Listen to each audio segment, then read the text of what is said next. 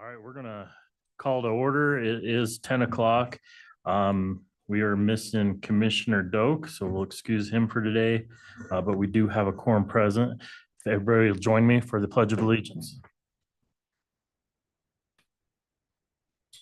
Pledge allegiance to the flag of the United States of America, republic for which it stands, one nation, under indivisible.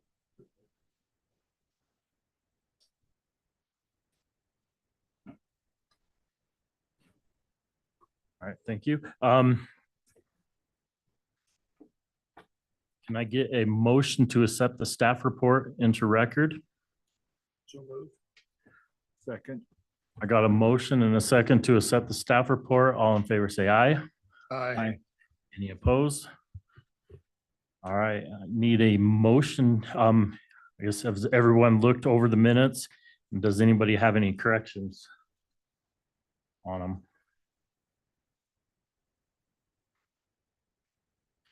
All right, if there's no corrections, I entertain a motion to approve the minutes for the April 15th regular meeting. I'll make a motion to approve the minutes. Second. All right, I got a motion and a second to approve the minutes for the April 15th regular meeting. All in favor, say aye. Aye. Any opposed?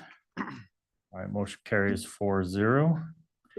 All right, and I'll turn the time over to Cassidy to tell us about board actions from the last commissioner meeting. All right, thank you, Mr. Chair. So at the April 15th, 2025 Board of County Commissioners meeting, we did have 5 applications that were heard and approved. There were 2 zoning map amendments, one from agricultural to light industrial as requested by Zachary and Elizabeth Crone. The other zoning map amendment was from commercial to light industrial as requested by Brian Smith on behalf of Jody Young. There were also 2 conditional use permits for a towing and recovery yard, one as requested by Zachary Crone with Crone Towing and Recovery, and the other as requested by Susan C. Chapman with LJD Towing. And then the final application was a variance for minimum district size as requested by Brian Smith and on behalf of Jody Young, and all were approved. All right, thank you. All right, anybody have any questions on that for Cassidy? All right, if not, we will go ahead and move into the public hearings. And we'll open up public hearing number 1, Jared Triplett, conditional use permit for an RV campground. And I'll turn the time over to you, Cassidy. Thank you, Mr. Chair. So this application is conditional use permit by applicant Jared Triplett. He's also the property owner. The current zoning of the property is agricultural, and the infrastructure there's proposed to be a septic holding tank, proposed well for water, proposed power from Bridger Valley Electric. We also have McKinnon Road, which is County Road 1, and US Highway 414. This area is also outside of the growth management area. We've got a zoning and location map here, so you can see that the proposed campground area is kind of in this southeastern triangle-ish shape on Mr. Triplett's property. It's zoned for agricultural use, but there are some other zoning districts surrounding this property, and we'll get into that just a little bit later. But with our application summary, Jared Triplett, the applicant, would like to construct and operate a campground with 11 individual campsites and later on add an administrative building on approximately 1.4 acres of the southeastern portion of the property that he owns. The applicant has also stated that each site will have an electric pedestal and that he'll work with the appropriate entities to obtain a septic holding tank permit as well as a permit for a well. I know that the applicant was kind of holding off a little bit on moving forward with the DEQ permitting that would need to be done because of, the expense and the time for a DEQ permit to go through. Wanted to kind of see if this is feasible first before moving on with that. And DEQ has been short-staffed recently as well. So we know that that's something that's going to take some time. So here's the site plan that was submitted to staff with site dimensions and just kind of what's being proposed here. I did ask for some more detail from Mr. Triplett, and he provided this plan as well that shows what it might look like with campers in each slot, as well as the vehicles that would be there to tow them. I do want to mention and point out here that the parking that's shown over here on this western side of the lot is something that the county would not be in support of because it would be within the county's right of way. So that would need to be moved outside of the county's right of way. And then also there's a USPS mailbox right there where there's an exit that's being proposed. If this site is approved and the conditional use permit is granted, then that mailbox will be moved. So it's not within the exit for the proposed campground. Here are the site photos viewed to the north, south, east, and west, as well as our public notice posting. And that brings us to the conditional use permit review criteria. First is that the request is consistent with all applicable provisions of the comprehensive plan. This amendment encourages growth and development to continue in an orderly manner in locations that contribute to the economic and social well-being of county residents by providing the area with additional recreational opportunities. Second, the request shall not adversely affect adjacent properties.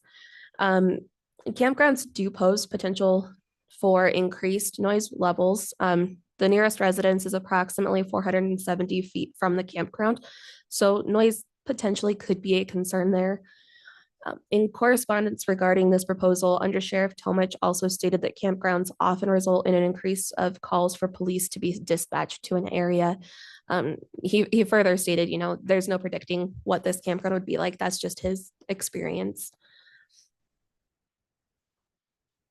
3, the request is compatible with the existing or allowable uses of adjacent properties. So here's where we get into the other zoning that kind of surrounds this area. The requested use is compatible with the allowable uses of the adjacent properties that are zoned for agricultural and commercial use.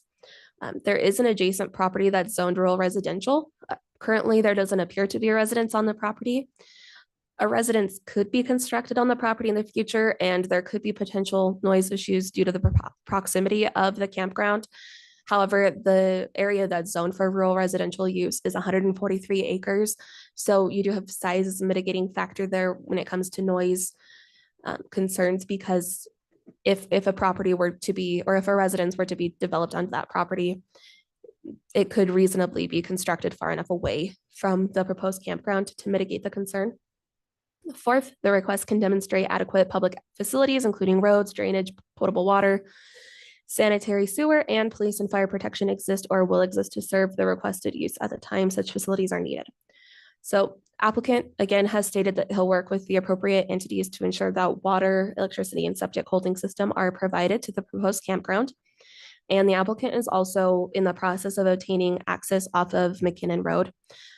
He's working with our Public Works Department on that. We'll get into kind of the police and fire protection in a little bit further on as well.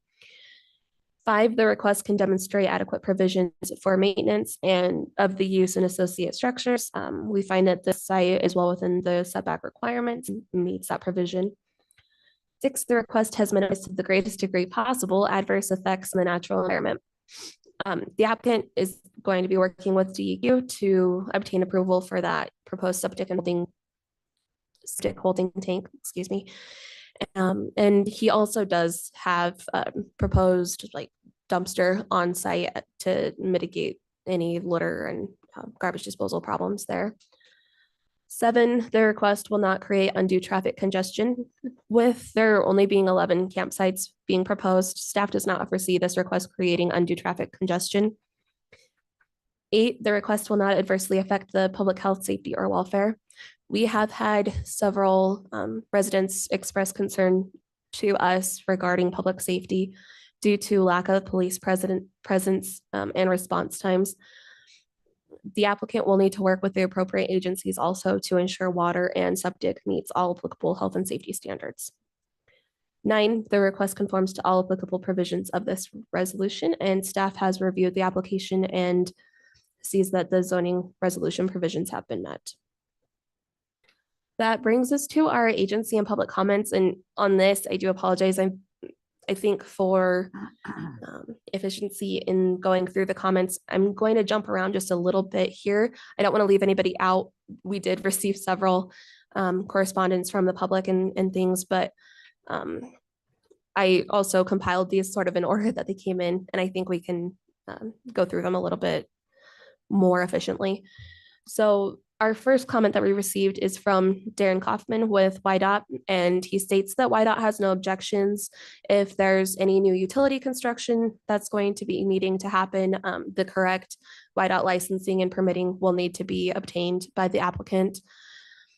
He also did want to state to us that the existing gated entrance along Highway 414 that's on for Mr. Triplett's property along the Highway 414 frontage must be closed off with fencing across the opening. This and any other state highway fence modifications must obtain the appropriate permits as well from YDOT. Jared Martin with Tesoro Logistics Northwest Pipeline says all is clear. There's no AML concerns with regard to abandoned historic mines from Ryan Reed. And then we do have a petition of support that will be shown in just a moment from submitted by Jared Triplett, the applicant, as well as a petition of dissent. I think that the petitions each really kind of summarize the different letters and comments that we received either on the opposing or the side that's for this proposal. And so I wanted to go into those before going into the individual comments because it does a good job of summarizing what the concerns or the benefits would be. So first we have our petition for approval of the campground, and this is submitted by Jared Triplett, the applicant for the proposed McKinnon campground. The zoning again is agricultural. On this petition, it does say that it's primarily dry, no water, no septic.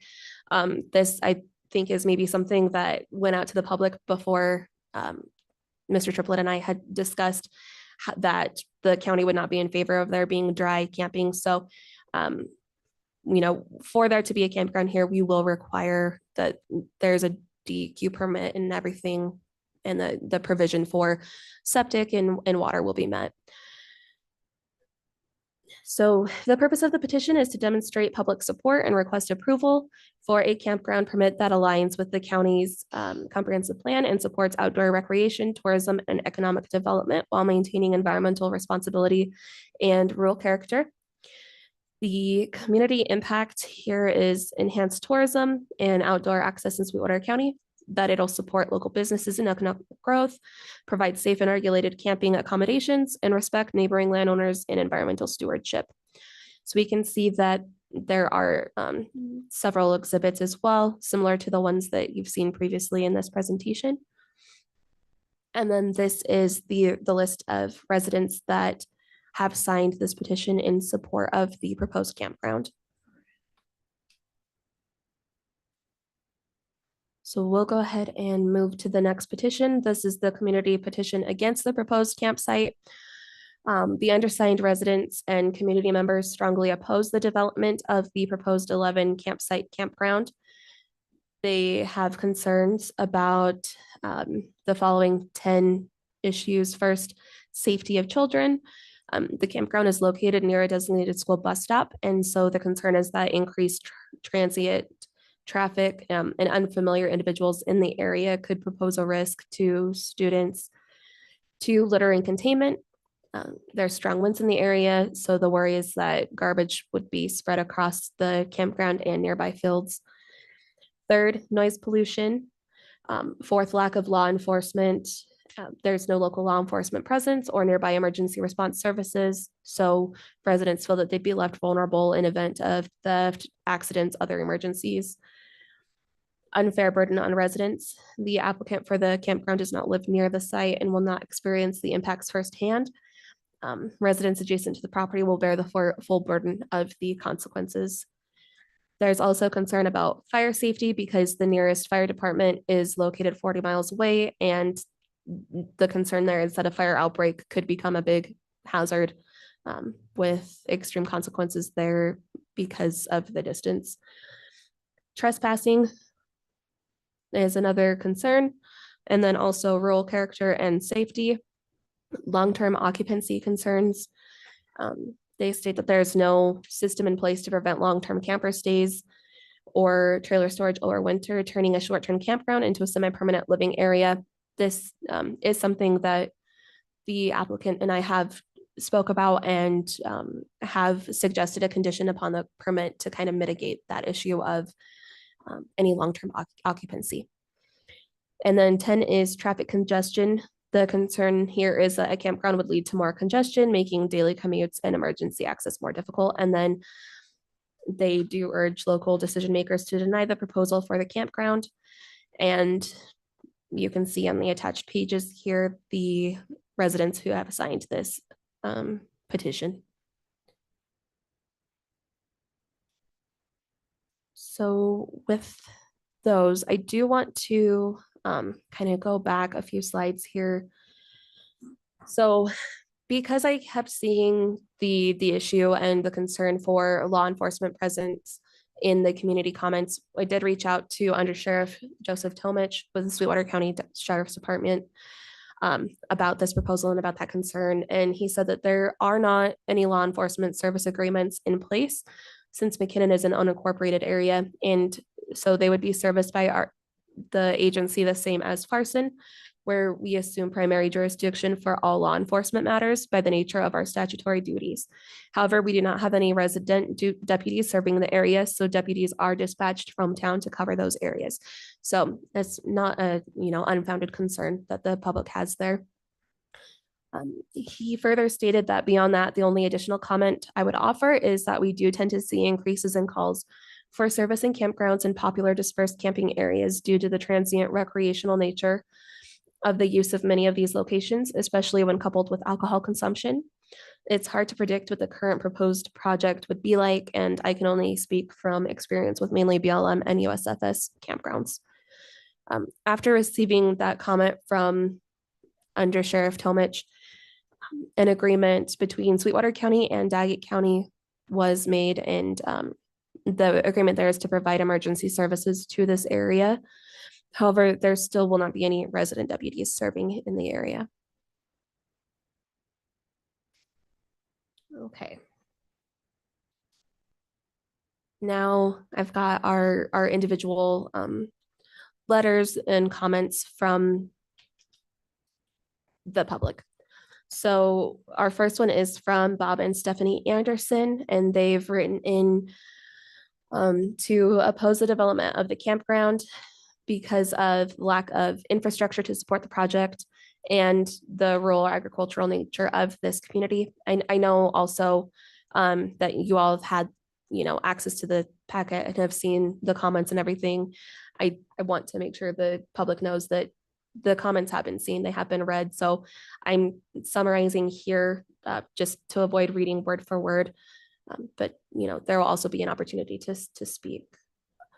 So these individuals, they are opposing the campground, again, lack of infrastructure, and then largely these concerns are echoed with the petition that was signed.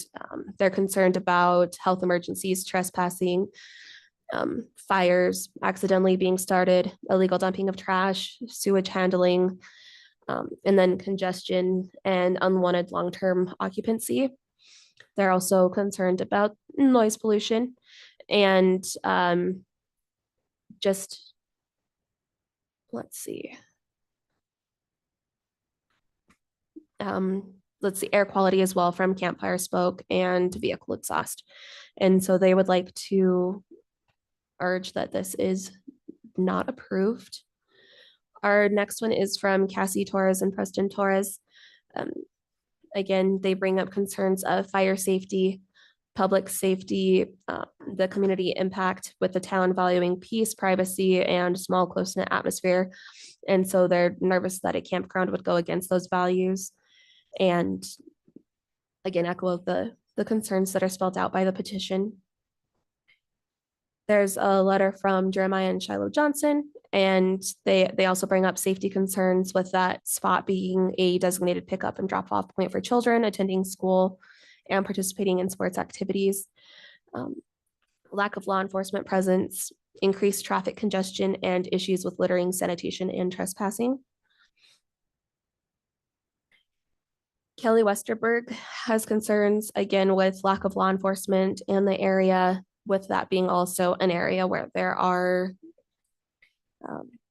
students and bus stops and things like that. Just being nervous that there's no law enforcement right there to help children if an emergency were to occur. And then also with trespassing and any other crimes that may happen by bringing more people into a rural community. Shane and Mary Kelsch have also submitted a letter. Again, safety issues at bus stops, increased traffic congestion, litter and containment issues, noise disturbances, lack of law enforcement, potential for long-term stays, impact on residents versus the applicant, and trespassing are concerns that they do bring up here. We also received some letters of support, and these the letters of support also kind of are echoing what is in the petition for support that was submitted. One is from Representative Scott Heiner, stating that he feels that this proposal would be a benefit to the community and that it would offer the opportunity basically for increased tourism and the potential for supporting local businesses, contributing to the economic vitality of the community, and also providing a dedicated space for individuals and families to engage in outdoor activities.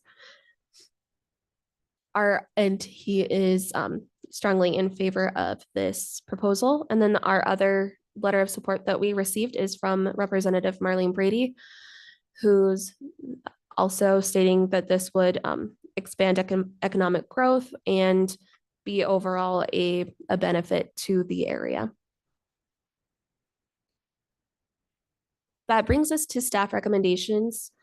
We really wanted to hold off a little bit here and reserve the right to impose any additional conditions and recommendations after the public comment period so that we can, hear what everybody else has to say before we fully recommend here. But we would like to state that if planning and zoning recommends approval, that you please consider the following conditions. The first being that the applicant shall obtain WDEQ approval for the proposed septic holding tank, and the septic holding tank shall be installed prior to occupancy. Also, if provided, potable water shall meet WDEQ and Sweetwater County Public Health standards. Second, electrical pedestals shall be installed at each of the proposed campsites. This would drastically help with noise issues, eliminating need for generators. Third, the conditional use permit is personal to Jared Triplett and is for the proposed campground consisting of 11 sites per the submitted site plan. Any proposed changes to the site plan shall be approved by land use staff prior to being made. 4, the county right-of-way shall not be encroached upon. And 5, stays at the proposed campsite are limited to a maximum 28-day stay in any given calendar month. And with that, I'll turn it back to you all. Thank you, Mr. Chair. All right, thank you, Cassidy. Would the applicant like to step forward, please? If you can introduce yourself and if you have anything you want to add or. So my name's Jared Triplett. I'm the applicant looking to do this camping space. Appreciate the opportunity to respond to these concerns regarding the camping space. I've kind of wrote a brief summary of kind of how I'm going to address these. If you don't mind, I'll read it off now. Okay. So with safety issues at the bus stop, we fully understand the importance of child safety in the bus stops. It's important that we note the proposed campground is seasonal operation. So it could be operating from the 15th of May to the 10th of September, which oversteps the buses by maybe 2 to 4 weeks. So we should largely avoid all the school year. Additionally, the entrance to the campground is located a safe distance from existing school bus pickups and drop-off points. We're prepared to coordinate with local transportation officials to ensure there's no disruption in the risk. And if we need signage or speed control, we're happy to do that as well. So second, on increased traffic congestion, with only 11 campsites, the expected increase in traffic is minimal. Guests typically arrive and depart during off-peak hours. Traffic will be light and intermediate and recreational in nature.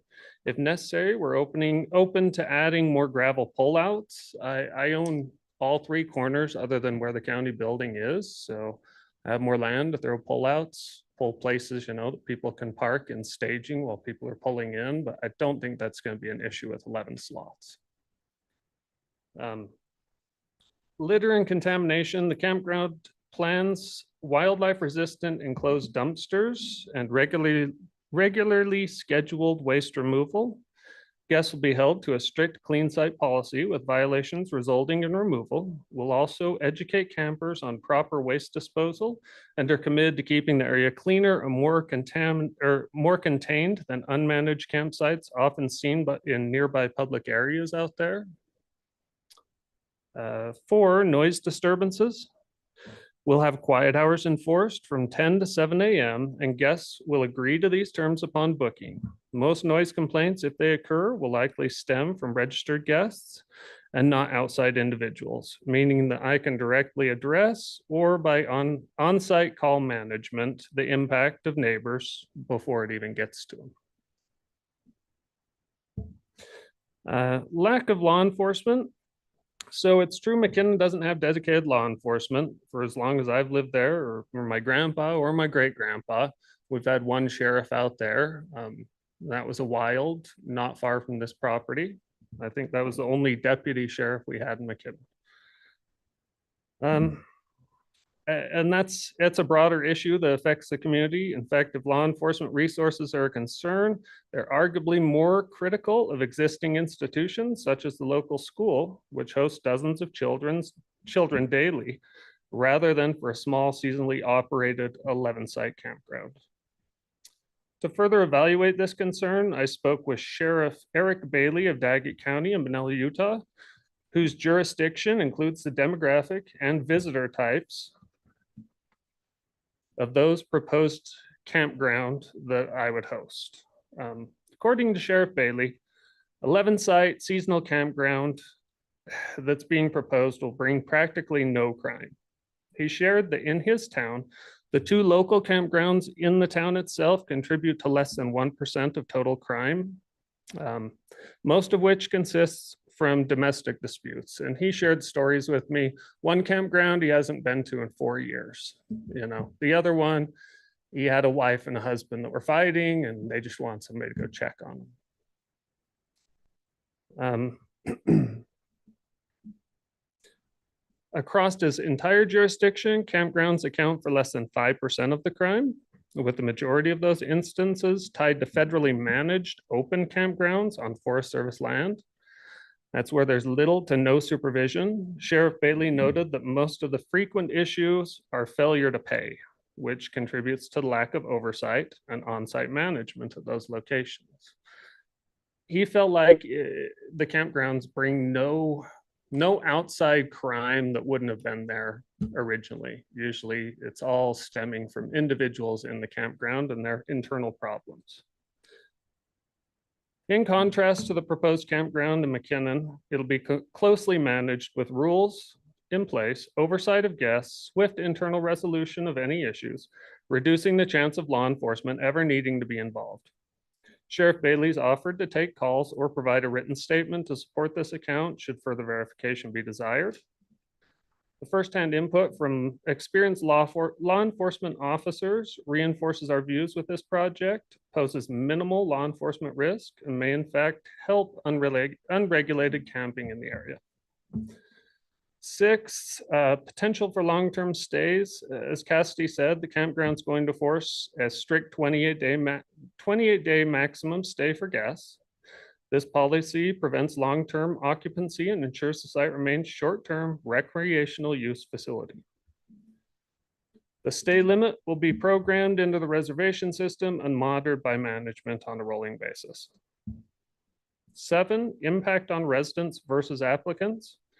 While I may not live immediately adjacent to the campground, there is one person that lives 400 and something feet, as Cassidy stated. He's on my acceptance of it. He's a good neighbor. He doesn't see any issue with the place. Most of these concerns are stemming from people that live, the closest one is 1,800 foot away. I live 5,000 foot away. In understanding, it's the same proximity. This is McKinnon, it's a huge area, but the local closest people to this campground have no issue with it.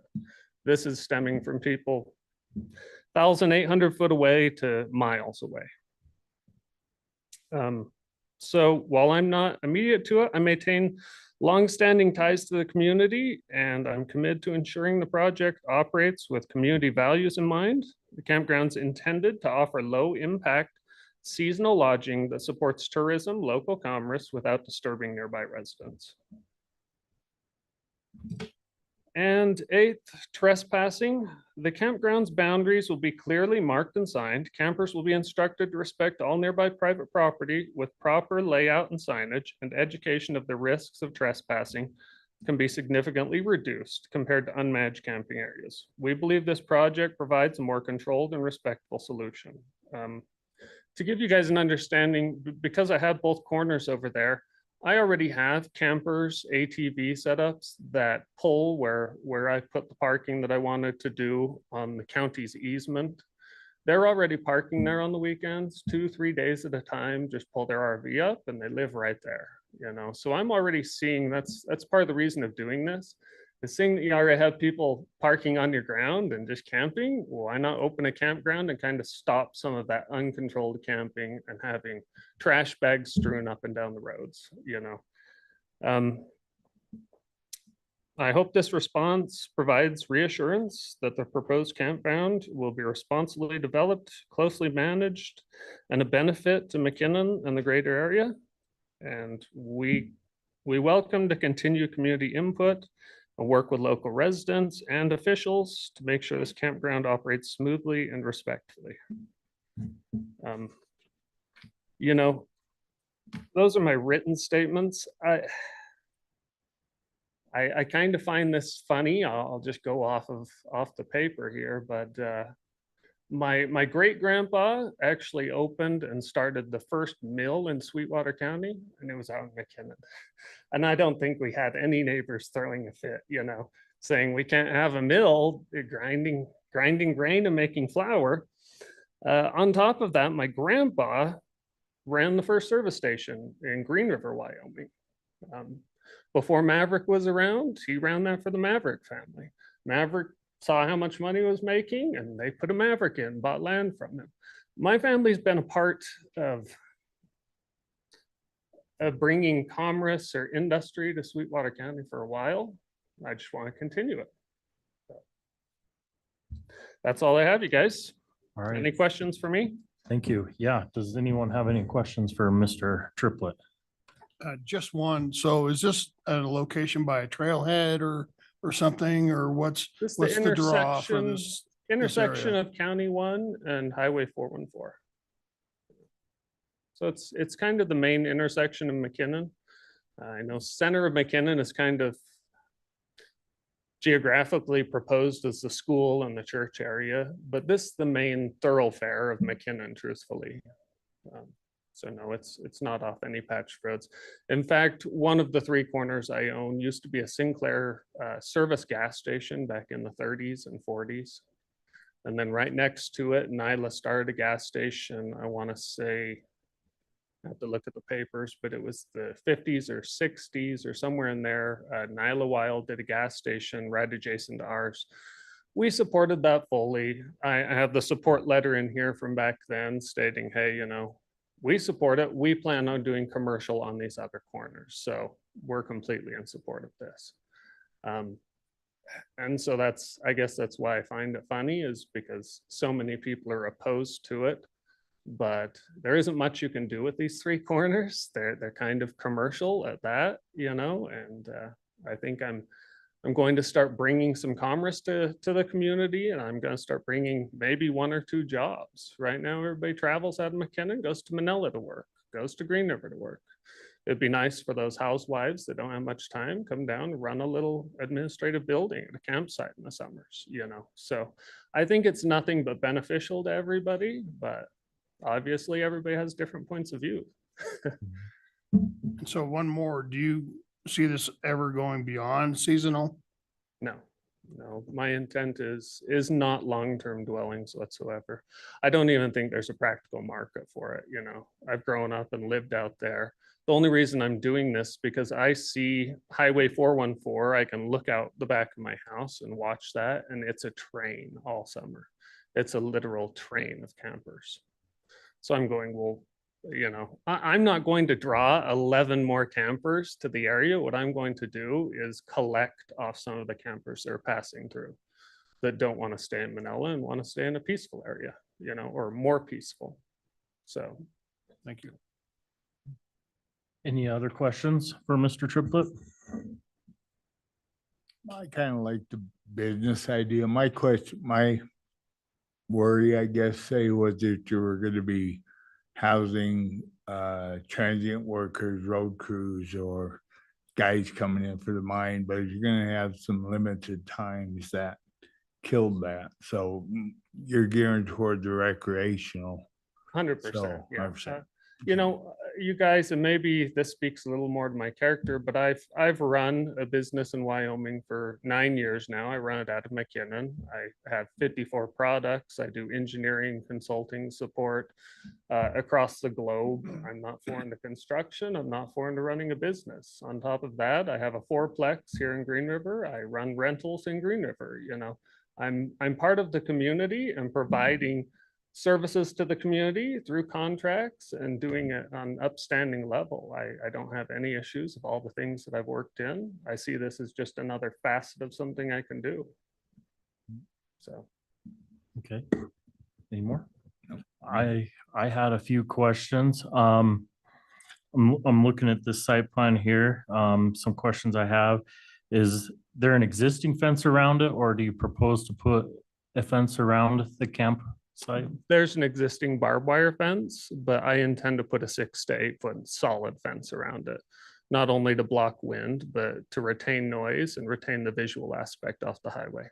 Okay, and then I think Cassie mentioned that you're planning on putting some sort of dumpster out there. Yes.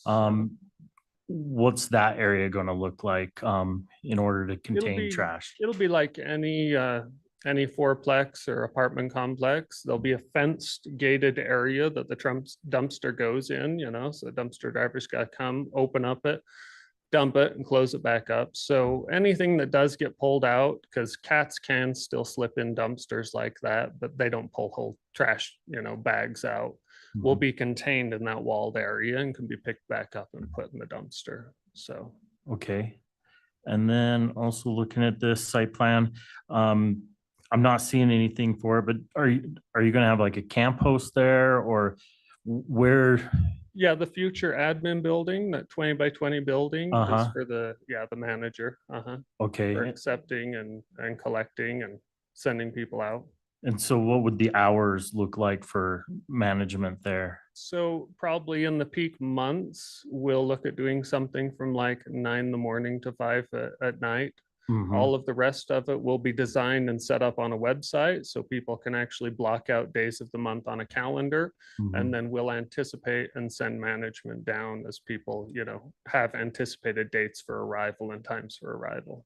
Okay. And then for after hours, what would that look like then? I mean, there's a concern about I would just be on call. enforcement there. Like I say, I'm 5,000 foot away on call, and I have family up there. When I'm not in town, I'll have somebody representing me and managing at all times. Yeah.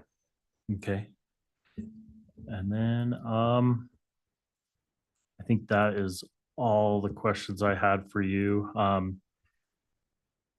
I guess your camp host or whoever's running that admin building, they would be in charge of keeping it clean and everything throughout the day. Yeah, that's all the questions I have. Anybody else? Anything? All right, thank you. Okay. Thanks, guys. All right. So at this time, we'll open it up to the public. Anybody who wants to speak for or against or neutral, come forward. Let us know who you are for the record. And then, yeah, just let us know what you want. Good morning. I'm Charles Bergmeyer. I live in McKinnon.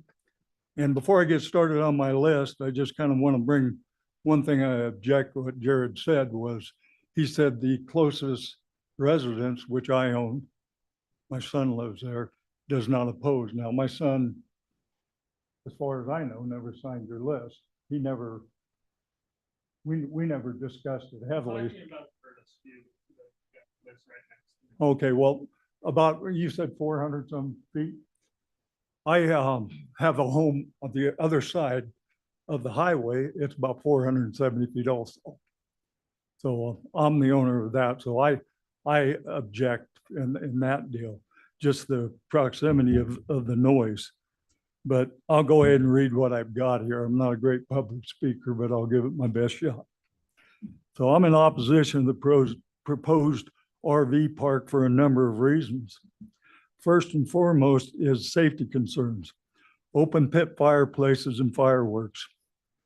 Now, Jared talked about putting up a fence. When me and him discussed this project, he was talking about putting up a privacy fence out of slab wood. Now, people have open pit fires and they go to bed. If it's not doused, the wind blows. It sits on top of a knob. It's going to blow embers while they're sleeping into a slab wood fence. And the pasture beyond that, which I own, it is all dry forage. It's not irrigated, so it's kindling dry. So the fire concern and the fireworks. You know, I have property adjoining on both sides of the road, section 8 and section 17. I'm probably the closest person that's going to be affected because it's all downwind of the dominant wind. In case of a fire emergency, response time could take an hour, hour and a half. And on holidays like the 4th of July, where people are busy in Daggett County, I mean, they're swamped come the 4th. And here in Green River, we normally have big things going on, fireworks, and the emergency response is going to be focused here, not in McKinnon. You know, if there's an emergency, I'm sure they'll respond if they can, but it's a time of year that the fire hazard's very potential.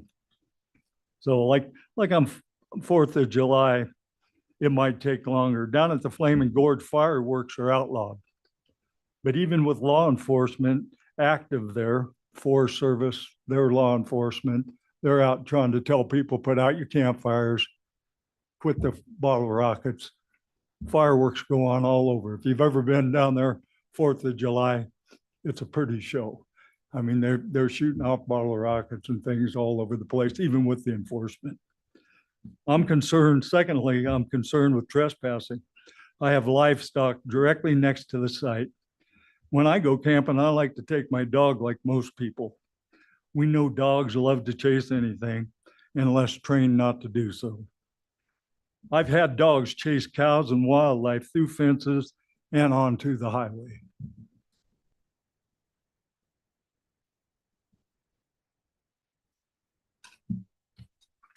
My third concern is the addition of another water well being drilled. Just adjacent to the site, there are 3 low producing wells, one of which is mine, approximately 468 feet from the proposed new well site. The other weak well is the County Weed and Pest Shop. When Gail Lamb used to run that, he used to get water from my well. That well is real weak. And just next to that shop is Monty Hill's house. And that well is extremely low producing. They have to have a cistern in their house just to build up the water to pump out of it, with a float mechanism. Also, there's one more well that's a real low producer, and that is the LDS cemetery. It's a little further away. I didn't measure it, maybe 1,000 yards, maybe further. But they barely keep their grass alive. My fourth concern is, if approved, there should be a time limit. We've discussed that. And on the RV and campers. I guess what I don't want to see evolved is a trailer court or a man camp with all the construction coming into the area for the next few years. I'm concerned with that. I'm concerned with, not that all construction workers are bad hands. There's good and bad everywhere. But I would hate to see it evolve into something like that. In summary, I have safety concerns, but I'm not opposed to the development of the said site with something that would be beneficial to the whole community, like a store or gas station. But I guess that's about all I got, and I thank you for hearing me out. If you have any questions. Yes, thank you. Any questions for Mr. Bergmeyer? No. Okay, yeah, no questions. Okay, thank you. Thank you.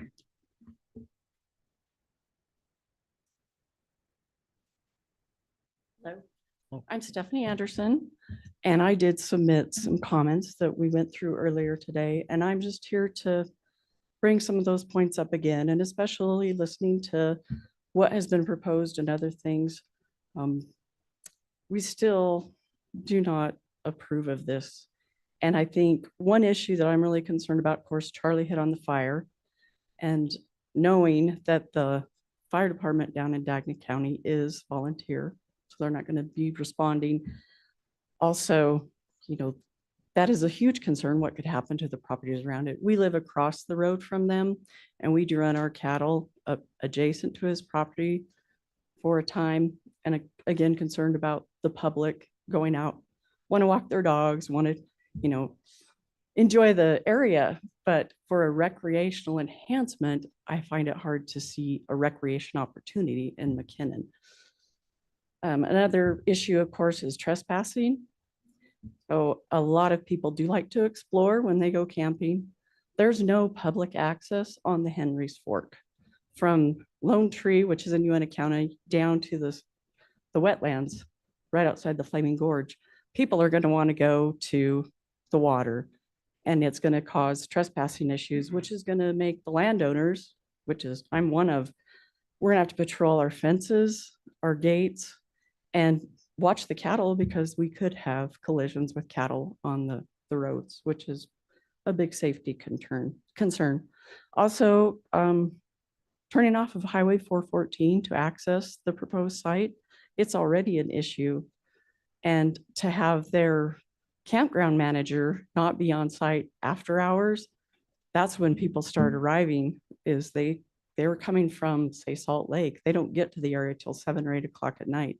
So I'm not sure how that would flow, but it's a huge concern to see campers lined up on 414 when you're coming from the Utah side. So you're heading west up 414. It's actually blind. You're going up a hill and you really can't see what's ahead of you until you get within a few 100 feet of that intersection. So there could be people jammed up there and turning, and where are they going to go? There's no turn lanes. So that would be a concern to express to the highway department for sure. It's an issue.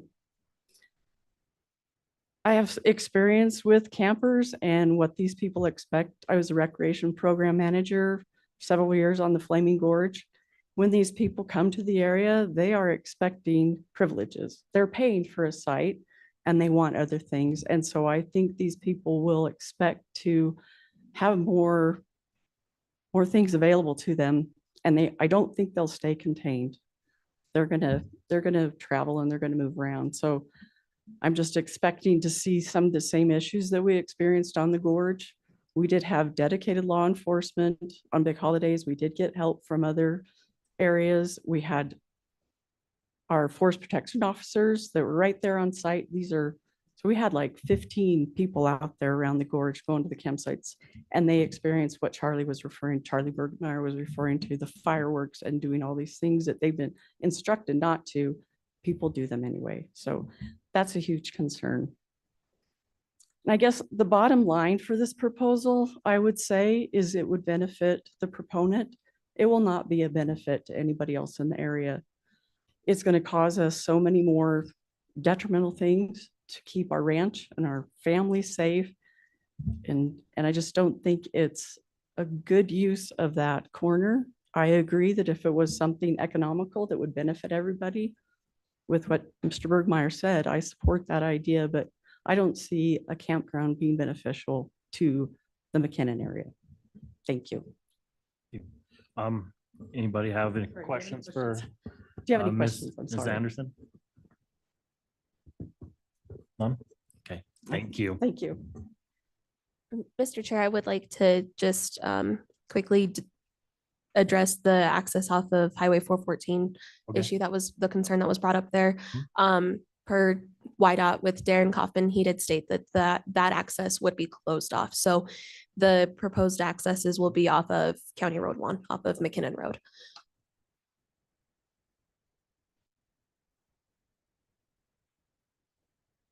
Okay, and then for those accesses, they'll be working with Public Works to get that. So I'm sure that'll be ironed out Correct. if it was to be approved. Okay, thank you. All right, anybody else?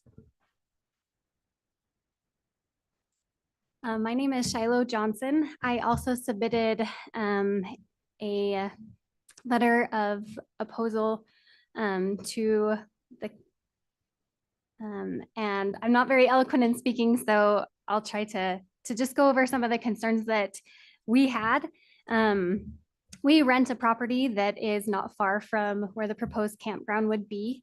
And some of the concerns that I have, again, I submitted a letter, but I also am just concerned about the safety and the lack of law enforcement that would be to the area. So that's one of my concerns, is just how quickly that if there was emergency services needed, if they would be able to get there in an appropriate time to be able to address the situation. We also have horses and not livestock, but animals that we have that are kind of adjacent to the property. And when I go camping, it's always fun to be able to explore the area and things. So that's one of my concerns, that our livestock and our horses and things would, people from out of the area, they love horses and they love to see pretty things. And so I would be worried and concerned that if they would approach the horses and different things, that not only would my horse's safety be in concern, but also the people and their safety, if they're not used to handling animals and things like that. A big concern is the traffic congestion for me. We, as many people there in McKinnon, our exit from the ranch that we live on, we go directly onto the Highway 414, and we already see this time of year and throughout the summer months a mass influx in campers and boats and things that are heading to the gorge and to go camping. We have had people that have stopped in our driveway because we have a little bit of an offset in our driveway, and people will stop there and they will try to use the garbage. We actually have our garbage locked so that people who are not authorized to use it cannot use it. We've had people that have used facilities and defecated and things on our property and things. We've seen people who are broken down that are on the highway. All those kinds of things with this time of year. I feel like we've just seen a lot of it. Already can be a safety issue at times, as has been stated. When you're heading around that corner, it is a blind corner, and we already see wrecks and things like that happen on that corner. And so that would be a big concern for us. And so those are just a few of my concerns, I guess, just to go off of my letter. My husband and I moved to McKinnon about 6 years ago, and I guess this is maybe a little bit more emotional, but my tie to McKinnon is I definitely live in McKinnon for a reason. I love the community that we have. One of the things that my husband and I were really concerned about is we don't want this situation to affect the wonderful community relationships that we have in McKinnon. And, we would fully support, as has already been stated, something like a gas station, or there used to be a pop shop there in McKinnon where one of the Wilds used to have a little grocery store type thing. And so people would stop and they would be able to grab a candy or a pop or something like that. And then they would be on their way. And so it didn't really affect the traffic situation there in McKinnon. And so we would be completely for something like that, where it wouldn't affect the congestion and the dynamic of the wonderful place that we live in McKinnon. And that is kind of my thoughts. Yes, thank you. Any questions for Ms. Johnson? No questions. All right, thank you. All right, anyone else? Yeah, I'd like to address you, if I may. I'm Jared's dad. I've lived there. I'm nearly 80 years old. Can you tell us your name, please, for Oh, the it's record? Mark Triplett, sorry. Thank you. And I've lived, maintained a home in McKinnon all my life. Grew up there.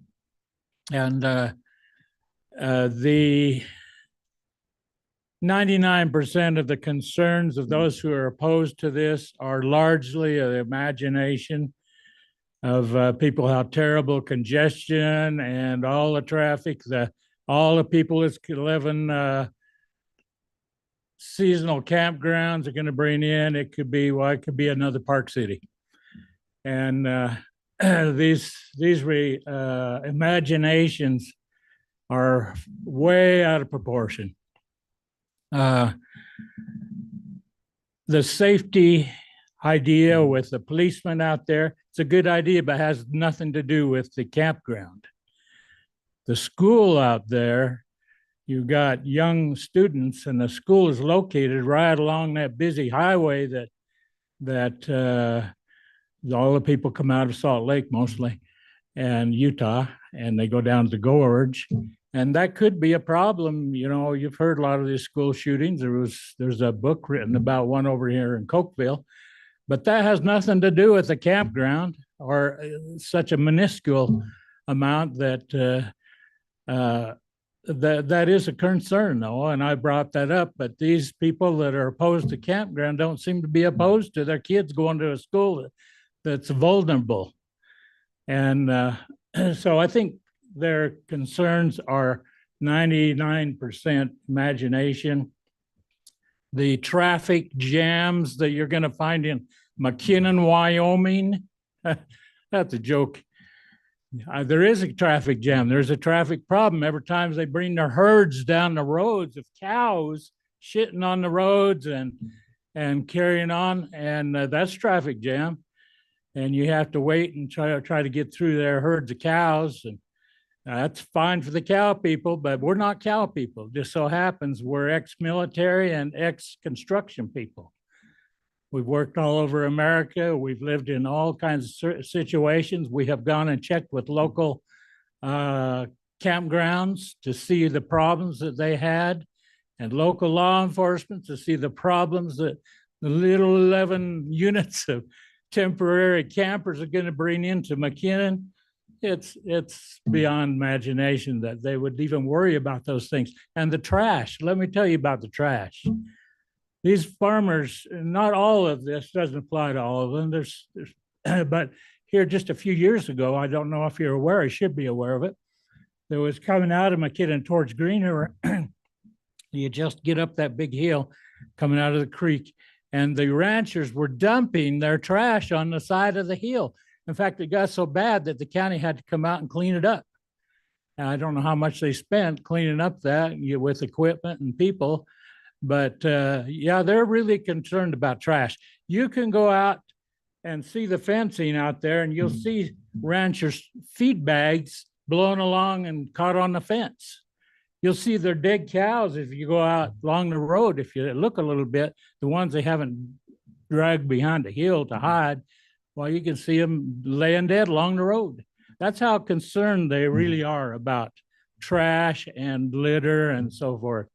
So their concern is far outblowing the idea of those little 11 campers. Probably you'd be lucky if half of them are even filled up. And they've got campground at Manila, two campgrounds at Manila, another one over at Lyman. So these things are way out, blowing out of context. And I'm going to tell you a little bit, another thing about the law enforcement. We need law enforcement. We don't need a big police force in McKinnon, but sheriff, they've had sheriffs there many years. But for the last, I don't know, about 30 years, they haven't had one because the last sheriff was riding his horse and fell off, caught his foot in the stirrup, and the horse drug him to death. And that ended their sheriff out there. I think it was a deputy sheriff, but beyond that, they've not had one and done pretty good. But, you know, on my own private property, I've had, now this is the ranchers. These are the people that are opposed to Jared having anything out there. They've come on my property, drove over and sprinkle lines, broke them. They broke my fences, broke my gates, stole my tools. I could tell you who they are, but I've tried to be a good neighbor and not rile the waters at all. But there might be a need for law enforcement to kind of take care of some of these rogue ranchers. And the noise, talk about noise. Their cows, when they're doing the weeding, man, that's all you can hear is cows yelling and carrying on. Now, I think Charlie's fire idea, that's probably a legit concern. We don't want to have fires on dry season because they can get away. Right now, the farmers, they're burning their fields. And, a fire is something we all have to look out for, not just Jared. Every rancher out there has to be careful about fires because they can get in your brush or in your grass and whip away with that wind and you lose control. But other than that, I think their concerns are largely their imagination of how terrible it is. We don't live in the south side of Chicago. And but I've lived and worked all over America. I've seen places that were probably pretty seedy people. The kind of people you're going to attract out here are fishermen go down on the creek or go down on the Flaming Gorge. The creek that they're talking about, worrying about, that's full of suckers. They ain't going to be going down, try to get a sucker. And they'll be going down to the Flaming Gorge, try to get those big old trout. And in fact, so one of the ranchers out there is allowing the Mountain Man Rendezvous to come on his property. They're worried about people coming around causing problems. I don't think he got permits or anything. They just came and done his thing. So I'm just saying their concerns are blown out of proportion. It's their imagination. And so from a local person's perspective, that's what I got. You got any questions? Just any questions for Mr. Triplett? No questions. All right, thank you, Mr. Triplett. Thank you.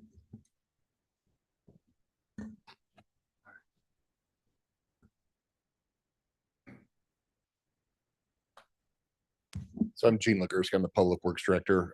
Not opposed or for this at all.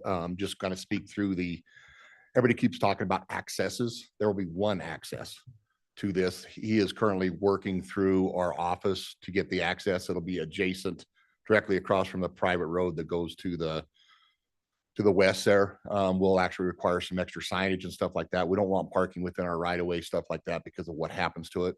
But everybody keeps talking about access. I want to make sure that that's clarified. Their internal access is one thing, but there'll be one access off of County Road 2. Okay, Or 1, sorry. I kind of assumed so, but I Yep. didn't want to. Yep, no, there's not enough site distance, not enough spacing for multiple accesses on there. So thank you. All right, thanks. parking on the easement that you guys have across the property. So that will eliminate all parking for anyone and everyone who wants to park. I don't want anybody that's site distance. So and it's a even the hazard. local community. can't Yeah, I use mean, that it's a anymore. patrol and it's an enforcement issue. But if we start putting signage up and stuff like that, we try to control it. Yeah, I'm just. Yeah. Anybody else? Yes, Yes, please step forward and state your name again, please. I'm Charles Bergmeyer. I have the adjacent land on both sides. On section 17 years ago, the state road used to come just to the south of this pie-shaped site. Well, I took a metal detector out there, Jared. I think you did the same thing. Were you able to find it? The corner marker? Exposed one area, and I believe that's it, yeah. But not I've been positive. Talking with Andy about actually, the county and everybody hiring an engineer to come out and relay things out. I don't know if that's. No, I hadn't heard, but I think Andy was trying to locate himself. I think he was out there with the metal detector. The grader might have taken it years ago because the roads aren't online, the fences aren't online. But I guess one of my concerns would be that there was a quick claim deed from the county years ago given for that old abandoned road. Well, the state never abandoned the road. They just kind of got lost.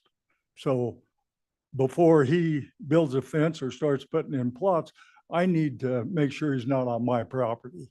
Did they divide the old road right down the center?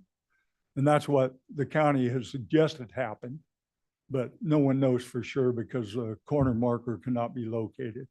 So I would think that if he wants to go on with this somehow, the correct boundaries there, so we know. Yes, and that will be a requirement for his plan to have the correct boundaries in there. So, I don't have anything else. all right, thank you. All right, anyone else?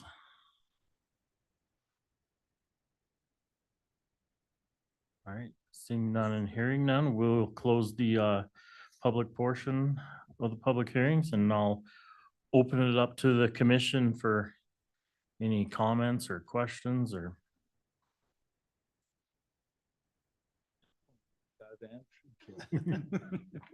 Well, I think that there are some valid concerns on, what may potentially be out there, what may happen. Dogs and people and animals and fire, and I mean, all that's, valid concerns. And those are some things that I think that need to be handled.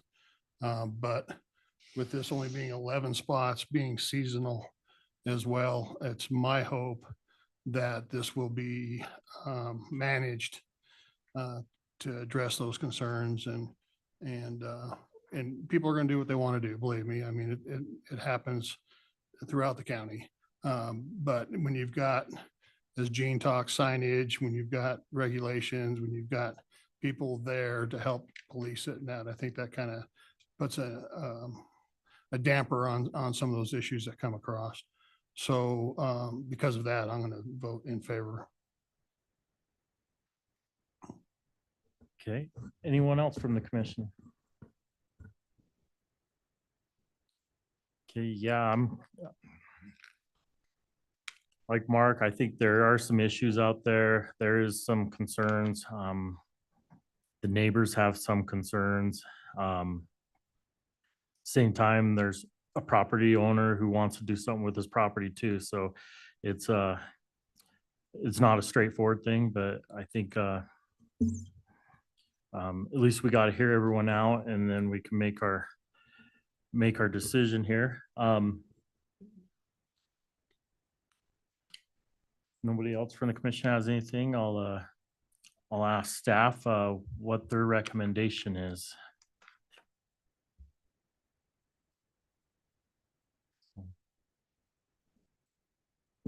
So, sorry, You're we're fine. just having a discussion here about, for right now, the spaces are all proposed to be for RVs. In the future, if there was to be like a tent spots, there would need to be provisions made for restroom facilities and things like that as well. Mhm. Yes, that does make sense.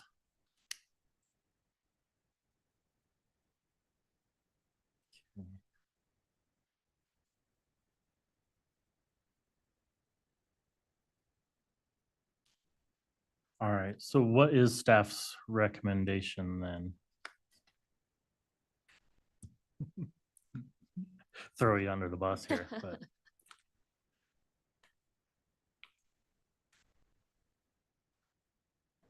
So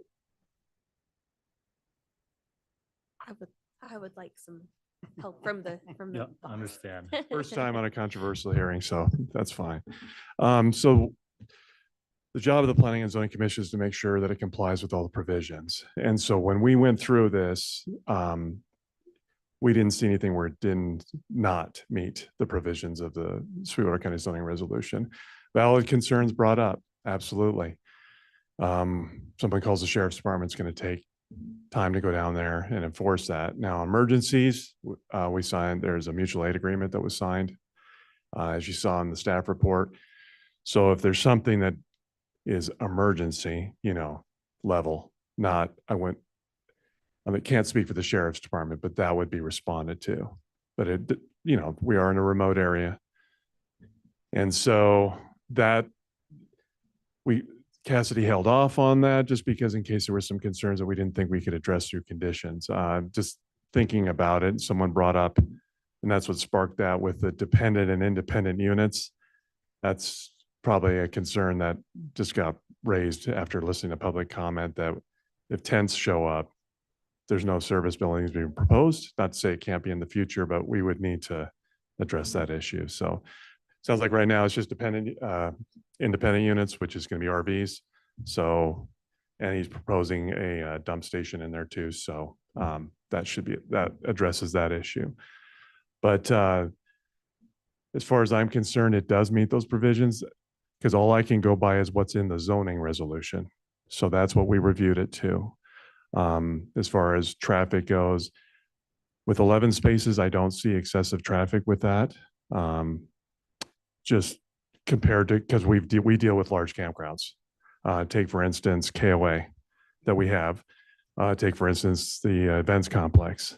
I mean, we're talking hundreds of spots. This is a very small recreational vehicle park and seasonal.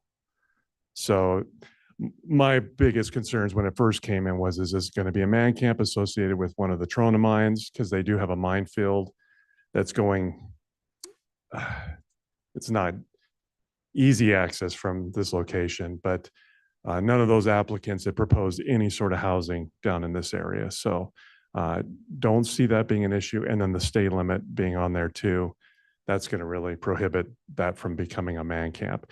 The receptacles, just got to make sure they're covered, the trash receptacles, because wind is a problem in Wyoming, if you haven't heard.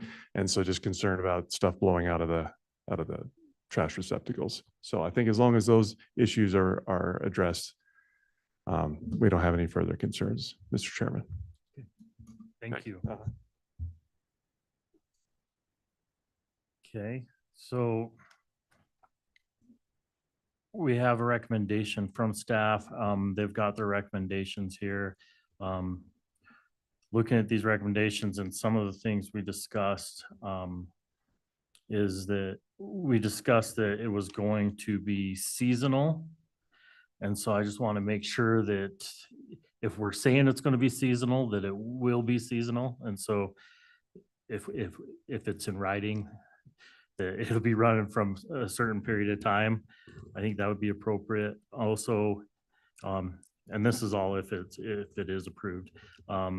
Also, having like a covered garbage area, like Eric was saying, a receptacle that's covered. He talked about having it fenced and having a gate for it. I think something like that would be appropriate. So if we could put those in the conditions too. And then, yeah, if anybody from the commission has anything they want to add or subtract or. We want it to be, it's somebody's land. you know, I don't want to have my thumb down telling them how to run their land, but we also want it to be done. And I look at the recommendations and everything's been addressed for me. So I'm like, but I don't want to go, if for some reason we have unseasonably warm weather and the campers are still coming through a month before, why are we gonna lock them in this tight spot if you want to have a winter camping? Yeah, You know, it's my, can happen as long as it's not running a man camp. yeah, and my thought on that is that, That was my big thing. I don't want to see a man camp or, because you can go rezone it and put a mobile home park and start Airbnbs out of it or something, you know, we get a bunch of campers. I don't know why we. yeah, we get and my thought on it being seasonal and putting it in there is because that was Mr. Triplett's, that's what he wanted to do, so. You know, it's a business plan and business plans change, you know, I just, Yeah, I think the seasonal just spells it out so that we're not gonna walk across into that area, you know, regardless of what happens. I We mean, 'cause still yeah, I would- mean, we're it could doing on change. this conditional use currently, right? It is for Yes, conditional use. So Conditional use. we're gonna be back in. Yep. A year, couple years. So So the conditional use permit for this would not expire the same way that it does for, you know, like a towing salvage yard. As far as we're concerned, it would just be permitted as long as the conditions are followed. And we're absolutely happy to add the conditions that it's seasonal campground, covered garbage, and the fencing be added. And then if they wanted the conditions to change, they just have to go through this process again. That'd be correct. Anybody else in the commission? All right, I will entertain a motion then. Yes,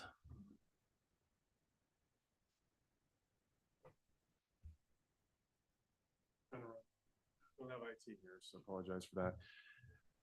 Was one of the conditions seasonal? Is that what I understand? And are we defining seasonal on that? so the applicant Okay. suggested that it was going to be seasonal. Okay.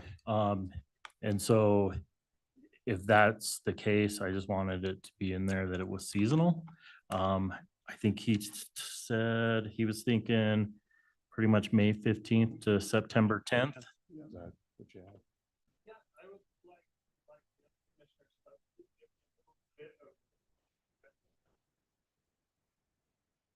Mhm. So May to September. End of September. So May to the end of September.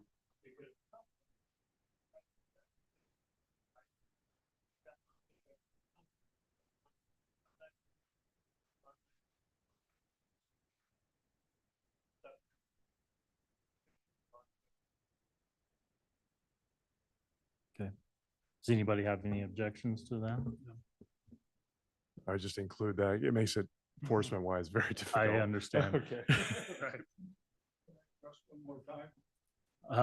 We're actually closed to the public, so sorry about that.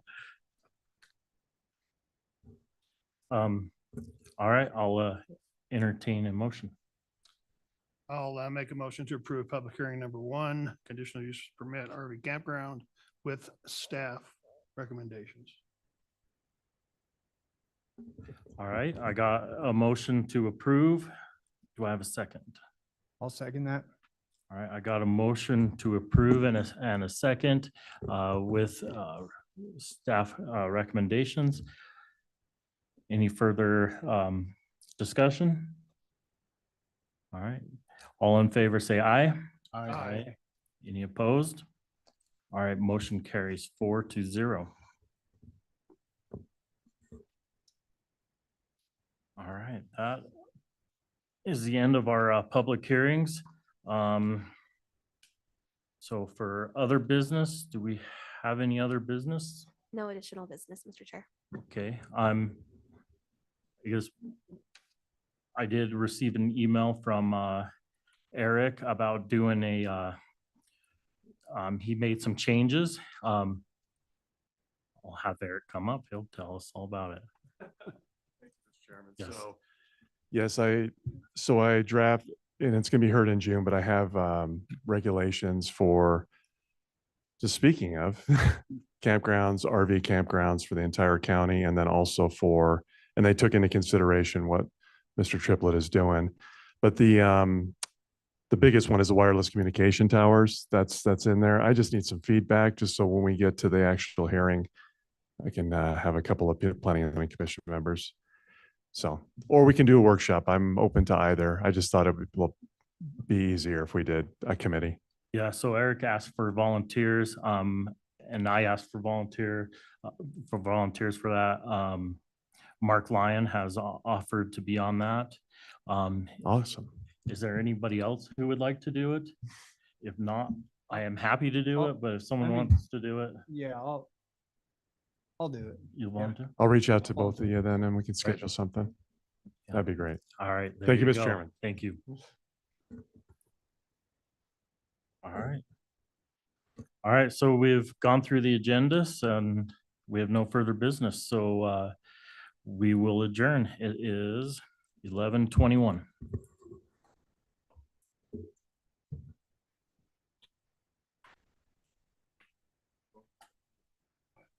I didn't.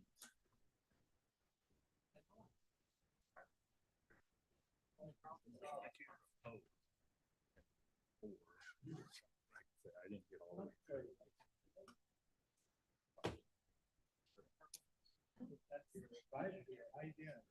I mean, most of it. Those additional,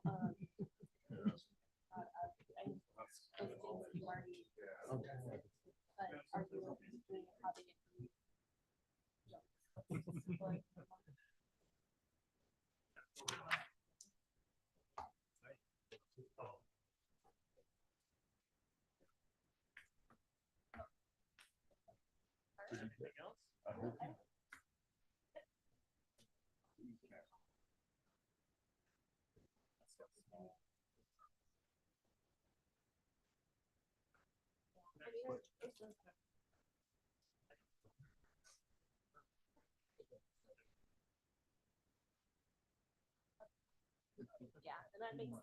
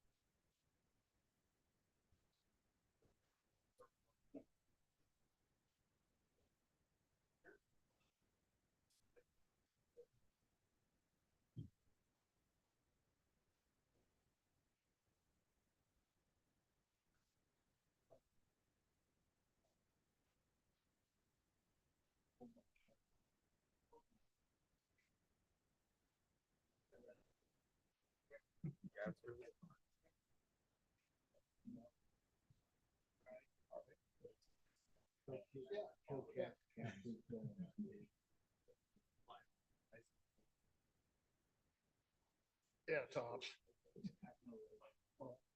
I was afraid it was gonna be a Mac. Yeah, no.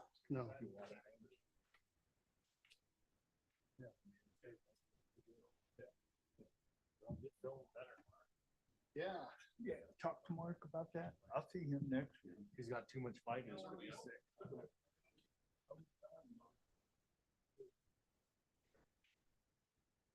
Take care. See you.